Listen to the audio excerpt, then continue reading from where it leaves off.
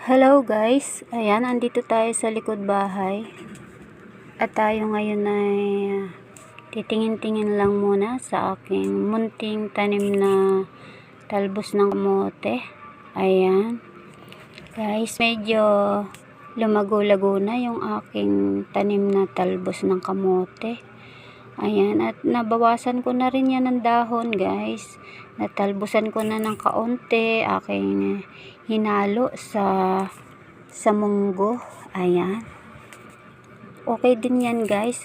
May tanim-tanim tayong konting talbos para mayroon din tayong makuha pag kailangan natin ng kaunting panlahok-lahok sa ating gulay. Ayan. Palalaguin ko yan dyan guys. At ito naman guys ang aking tanim na alugbati. Ayan, kanina kasi nagulay ako ng alugbati. At ayan, nagtanim ako ng kaunti dyan, ilang puno. Ayan, sana yan ay mabuhay at lumago. Ayan, at ito pa guys, nakakatuwa naman. Ang tigas-tigas nga ng lupa dyan eh.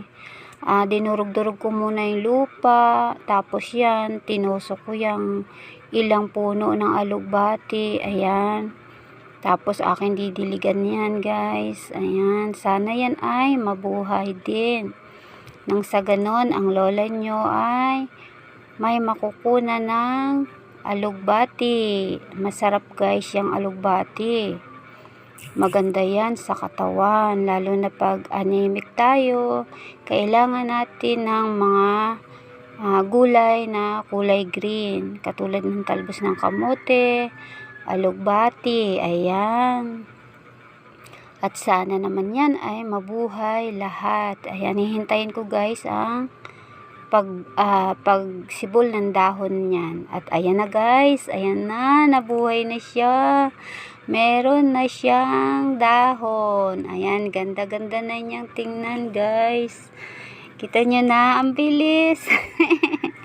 Ang bilis dumami at nabuhay ang aking alugbati. Kaya lang payat siya guys, payat. Pero pwede na yan, pwede na rin yan, kahit na payat pa siya. Nakakatuwa naman tingnan pag nakita mo nabubuhay yung iyong tanim. Ayan, dinilig-dilig, inalagaan ko lang ng dilig yan guys. At ito na nga yung iba ko pang tanim. Makita niyo naman, nakakatuwa siyang tingnan. Ayan, nakakatuwa talaga guys. Masaya talaga ako na pagkita ko sa mga ganyan tanim-tanim ko.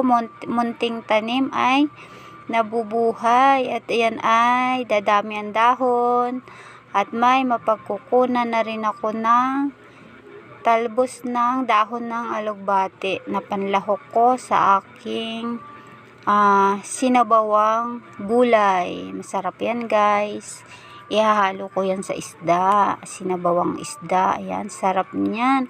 Paborito ko kasi guys yung alugbati, mga talbos. Kailangan kasi yan ng katawan ko kasi anemic ako guys. Na anemic ako sa kakaway.